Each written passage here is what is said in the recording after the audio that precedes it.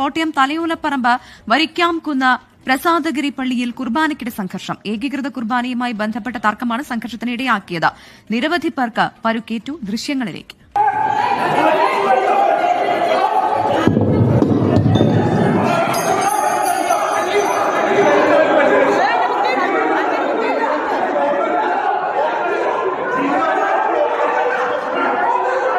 എനിക്ക് നമ്മുടെ അതിരൂപതയിൽ നിന്നുള്ള കൽപ്പന അനുസരിച്ചാണ്, അതിരൂപതയിൽ നിന്ന് ബോസ്കോ പിതാവും ചാൻസലറിന് ഒപ്പിട്ട കൽപ്പന അനുസരിച്ചാണ് 6 തീയതി ജനുവരി 6 മുതൽ എന്നോട് ഇവിടെ ചാർജ് എടുക്കുമെന്നാണ് പറഞ്ഞിരുന്നത്. ഞാനിവിടെ പരമാവധി ആൾക്കാരെ മാറാതിരിക്കാൻ വേണ്ടി ഞാൻ അവിടെ തന്നെ പിടിച്ചെന്നെങ്കിലും അവർ ഒരുപാട് പേര് എന്നെ വട്ടം കൂടി അങ്ങോട്ട് വലിക്കുന്നു, ഉണ്ടെന്ന് തള്ളുന്നു, എന്നെ ഉടുപ്പേ പിടിച്ച് വലിക്കും. ഞാൻ വെസ്റ്റ്മെൻസിലെല്ലാം ധരിച്ച് നിൽക്കുകയല്ലേ, അങ്ങ് ഫസ്റ്റ് വെസ്റ്റ്മെൻസിലെ പിടിച്ച് വലിക്കുന്ന ഉണ്ടിയും തള്ളി എല്ലാം ചെയ്ത് അവസാനം ഈ ബലിപീഠത്തിൽ നിന്ന് ഒരു 2 അടിയോളം താഴ്ചയാണ് സങ്കീർത്തി.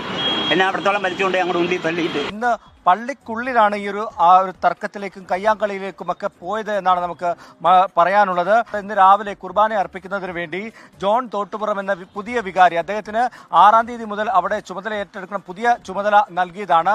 ബിഷപ്പ് ബോസ്കോയാണ് ഇത് സംബന്ധിച്ച ഒരു ഉത്തരവ് ഇറക്കിയതെന്നാണ് അദ്ദേഹം പറയുന്നത്. അങ്ങനെ ഈ ജോൺ തോട്ടുപുറം അവിടെ കുർബാന ചൊല്ലുന്നതിന് വേണ്ടി രാവിലെ എത്തിയപ്പോൾ ഈ എതിർപക്ഷത്തുള്ളവർ, അതായത് ജനാഭിമുഖ കുർബാനയെ അംഗീകരിക്കുന്നവർ, പിന്തുണയ്ക്കുന്നവർ ഇവിടെ ഈ പ്രതിഷേധവുമായി എത്തുകയായിരുന്നു. തുടർന്ന് അവിടെയുള്ള മറ്റ് വിശ്വാസികൾ ഈ പള്ളിയുടെ വാതിലുകളൊക്കെ അടച്ചിരുന്നു.